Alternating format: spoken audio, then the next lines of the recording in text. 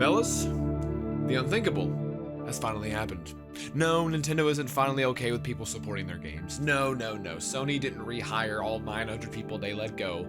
No. My father didn't come back. But even more unthinkable, Sonic Forces is finally a good game. Well, kind of. Not fully. I mean, you'll see.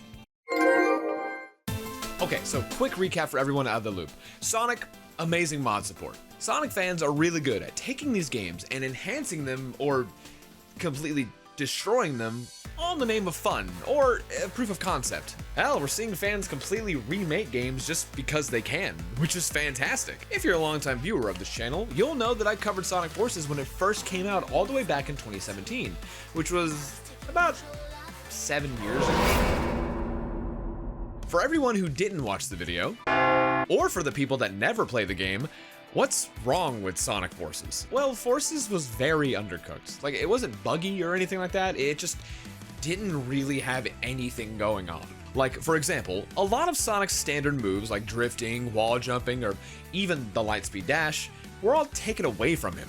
The Avatar can still do all those, but only sometimes. But it's really not an issue if Sonic can't do these moves, because the level design is just actually really bad. There was that one level that was memed all around the internet when this game first came out, where all you do is hold boost and then you just finish half the level. But the other levels don't really feel inspired. They feel more like copied homework, and not in the good way like how Frontiers did the cyber stages, but more like they just needed to fit generic Sonic staples just to finish the level, which is understandable. With how little time they had to develop the actual game, it makes sense to me at least why they tried to do the literal bare minimum to have the levels play themselves for the most part. Obviously, it isn't all terrible. There are some nice things here. The visuals genuinely get really pretty at points, especially with the water and lighting. This is the first game with the new Hedgehog engine, and it has a lot of wasted potential with this being its first project, but it's still a nice technical marvel.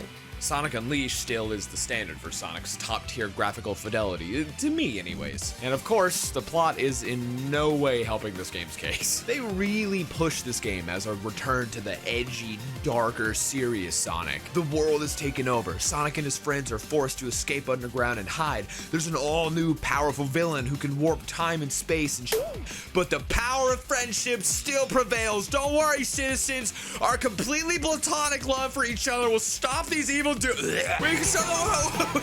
Bro, I can't tell you how much I actually like Infinite as like a concept character, but hate how he's portrayed in this game, because it's insane the amount of plot armor that this game gives him. Like, you'll effortlessly beat his ass in like a minute or two, and then the following cutscene he's like, damn dog, you're weak as shit, and then he'll fucking like kill you or something, as if you didn't just collapse his lung like a second ago. He's a cool villain with weak execution and a hilariously bad backstory. Shadow like kicked him in the face and then he got embarrassed and mad. That's it. Speaking of Shadow, I mentioned this in my review like years ago, but after Forces came out, there was a 4-level like episode Shadow DLC, and that whole DLC was written better than the entirety of the main game's campaign, because it showed Infinite as the actual villain that the game was writing him out to be, but failed to show. Uninspired level design, weak excuse for a villain, very bland storytelling, and conflicting representations of characters. You can see why Sonic Forces isn't really looked back on fondly, or even the mod support for this game is lackluster at best. The only part that people seemed to latch onto was the character creator. The Avatar was the main selling point of the game, and for good reason. Everyone ever has made a Sonic fan character, so why not finally play as that character? It was fun, but barely enough to carry the entire game. So, how did it get better? Well, I know it doesn't surprise anyone, but the fans made it better. This is Sonic Forces Overclocked. Not only does it serve as a cool epilogue to Forces' main campaign, but it picks up the slack from where Forces fumbled. The controls are more or less the same, it's still Forces at its core. The difference is that the levels are designed like proper Boost Sonic levels and use some of Forces' mechanics to help complement the new levels. They do a really good job at making the game feel more cinematic. Like the camera's pulled in really close to Sonic whenever you're running on long stretches of level while the characters are all talking to each other. And during all this, there's always something going on in the background. It makes everything feel like a tighter, interconnected story with the levels. It's really cool to see. What also plays into the cinematic feeling is that the in-game dialogue actually fits the mood of the level you're playing as, rather than everything just feeling like it's a joke. I really do like how these levels are played. There are proper branching pathways and enemies actually attack you. I know, the bar is on the floor, but trust me, if you played Forces, you know. One moment that stuck out to me was near the end where there was this part of the level that forked left and right, and which way you went determined if it would be Metal Sonic or Infinite that would show up and attack you. That's cool. It's just those small little touches that go a mile. I mentioned earlier that this game is an epilogue to the original game. So it's a few months after the end of Forces, and the whole premise is Metal Sonic gets the Phantom Ruby that's been overclocked. He goes back to Infinite to help him take over the world or whatever, and Infinite's like, no. But Metal Sonic sweet talks him into it, and once they join forces, he quickly evolves into my favorite version of Infinite. Infinite gets so goddamn sassy with Metal Sonic. It's genuinely hilarious. So like Sonic and the crew find out that the Avatar character, or the Rookie as they call him, was sent to the Death Egg. With this, they also find that the ruby they're looking for is also on the Death Egg. So Infinite's like, great going, dumbass. You put it in the exact same spot as last time. Genuinely, what the hell are you thinking? And Metal Sonic's like, ah, damn, I didn't think they'd catch on. Also, as you've noticed, yes, the cutscenes are played out fully via colored animatics, and they all look amazing. The artists who work on these are extremely talented. Praise also goes to the voice actors as well. We have some really interesting voices here, mainly for Sonic. Sonic's voice is extremely unique, and I kind of dig it. It does make him sound like a bit older, like he fully understands the seriousness of the situation. So Green Hill, huh?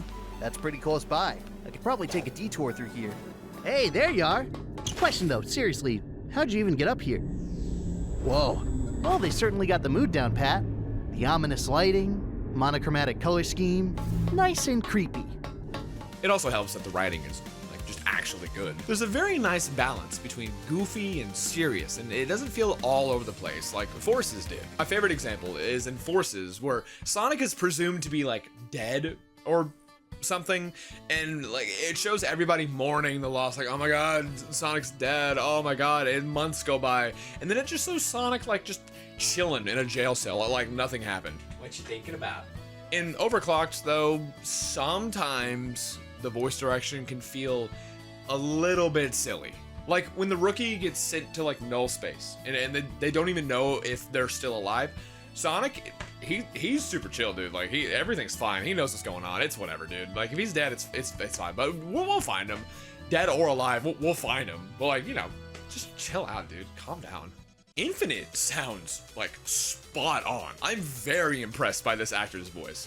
So I assume that distress signal was just to draw us in? Well, no. But after I saw you and your little tag-along enter the jungle, I decided to have a bit of fun. The only thing that I would change for like just to help with the new voice cast is to do something to Sonic's design to help the new voice like fit better, if that makes sense. They did change the model from the Vanilla Forces one to a more Unleashed / Generations model, so they did change it, but I've come to expect a certain voice or impression when it comes to seeing that design. I just think that adding something physical, like a duffel bag or a scarf or something, would help people kind of like get used to this new tone for Sonic without it feeling kind of like uncanny, if that makes sense. I'm just rambling. I'm very passionate. I love it. I guess my biggest gripe with this project, if I had to point one out, is that the levels sometimes feel like they weren't designed around Forces gameplay. Forces likes to like shoot you at like Mach 5 in the air sometimes, and these levels feel like very close together and like compact. There's not like a lot of wiggle room in the air to fucking hug Sonic, you know, like a football across the field. I found myself like not wanting to boost as much, which helped a little bit because I got to see more of the level, but I was like fearful that I would just start like ping-ponging around the level because I was going too fast. On the opposite end though, the biggest praise I can give this project is no classic Sonic. Yep, round of applause, guys. They did it. They did it. They made a good game. It's not that hard. Again, the bar is like below sea level. Nah, but seriously, this project is fantastic. Everyone who worked on this project deserves like more credit. Overclocked is not that long, which is perfectly fine. It's a nice self-contained story that has actual replay value since the levels are fun to play. I do hope that we get to see this team do more story-driven mods or like their own original game. We've seen it done before, so like, why not again? I'll have everything linked in the description below. So with all that being said, I'll see you on the next video.